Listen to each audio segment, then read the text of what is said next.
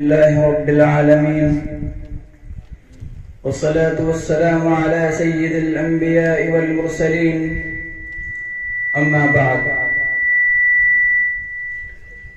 سب سے پہلے میں آپ سب حضرات کو اس قومی دن کے موقع پر ادارہ مرکز المعارف کی جانب سے مبارکباد دیتا ہوں اور آپ سب کا یہاں خیر مقدم کرتا ہوں. محترم سامعین، آج میں یہاں اپنی قوم کی 72 سالہ پرانی جمہوریت کو درپیش چیلنجوں کے بارے میں بات کرنے کے لیے آپ حضرات کے روبرو حاضر ہوا ہوں. جناب صدر، جب سابق امریکی صدر وڈرو ولسن نے کہا تھا کہ ان کے لیے جمہوریت کا مطلب ہے ملک کے ہر شہری کی توانائی کو بروئے کار لانا، تو وہ کوئی بیان نہیں دے رہے تھے، بلکہ انہوں نے حقیقت میں ایک آفاقی سچائی کی طرف اشارہ کیا تھا. بحیثیت ایک جمہوری ملک، ہندوستان کا وجود اپنی جمہوری اقدار و نظریات پر قائم ہے، لیکن جو جمہوریت پر وقت گزرتا گیا ہے، ہندوستان میں ریاست کی جمہوری اور دستوری حیثیت پر سوالیہ نشان لگنے شروع ہو گئے ہیں.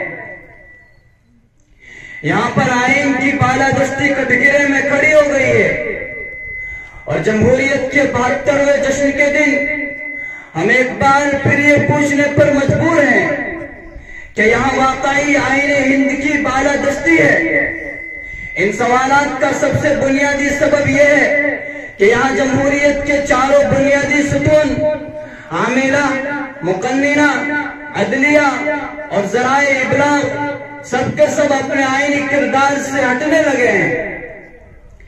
ایک طرف یہاں اقتدار کی بہرہ روی ہے، پارلیمنٹ میں مقننہ آئے دن عوامی مظاہروں اور ناراضگیوں کو نظر انداز کر کے مٹھی بھر کاروباریوں کو خوش کرنے کے لیے قانون تشکیل دے رہی ہے، اور پورا انتخابی عمل پیسوں اور ہتھیاروں کی طاقت سے بگڑ چکا ہے. میڈیا کارپوریٹ گھرانوں کا غلام بن کر حکمرانوں کی گود میں بیٹھا ہوا ہے. وہ بجائے اس کے برسر اقتدار طبقے سے سوال پوچھے، نہایت شرمناک طریقے سے ہر مدعے اور مسئلے پر حزب اختلاف سے سوال پوچھ رہا ہے، اور آزاد قومی ایجنسیاں حکومت کا اعلی کار بن کر کام کرنے پر مجبور ہیں. قابل احترام صدر، یہاں ترقی کے ثمرات سے لطف اندوزی کے مواقع ہر ایک کو یکساں طور پر قابل احترام صدر، یہاں لطف اندوزی کے مواقع ہر ایک کو مساوی اور یکساں طور پر ملیں اور انسانی وقار کو ہر حالت میں ملحوظ رکھا جائے. یہاں کے لوگ ذات پات، رنگ و نسل، علاقائیت، زبان اور طبقاتی یا صنفی بنیادوں پر آزاد ہیں. آج ملک میں بے روزگاری اور کم روزگاری کے مسائل دیگر معاشرتی برائیوں کو جنم دے رہے ہیں، جس کے نتیجے میں ملک کے مختلف حصوں میں بڑا تناؤ اور افراتفری کا ماحول ہے. اسی طرح ہمارے سامنے ایک اور بہت بڑا خطرہ یہ ہے کہ ہمارے ملک میں سیکولر سیاست آئے دن دم توڑ رہی ہے.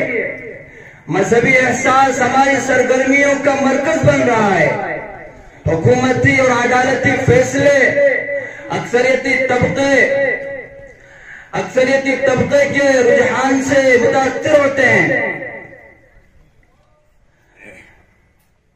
یہاں میں اپنے الفاظ کا اختتام کرتا ہوں اور اس جمہوری دن پر آپ سب کو مبارکباد دیتا ہوں. مجھے سننے کے لیے آپ سب حضرات کا شکریہ. وما علینا الا البلاغ.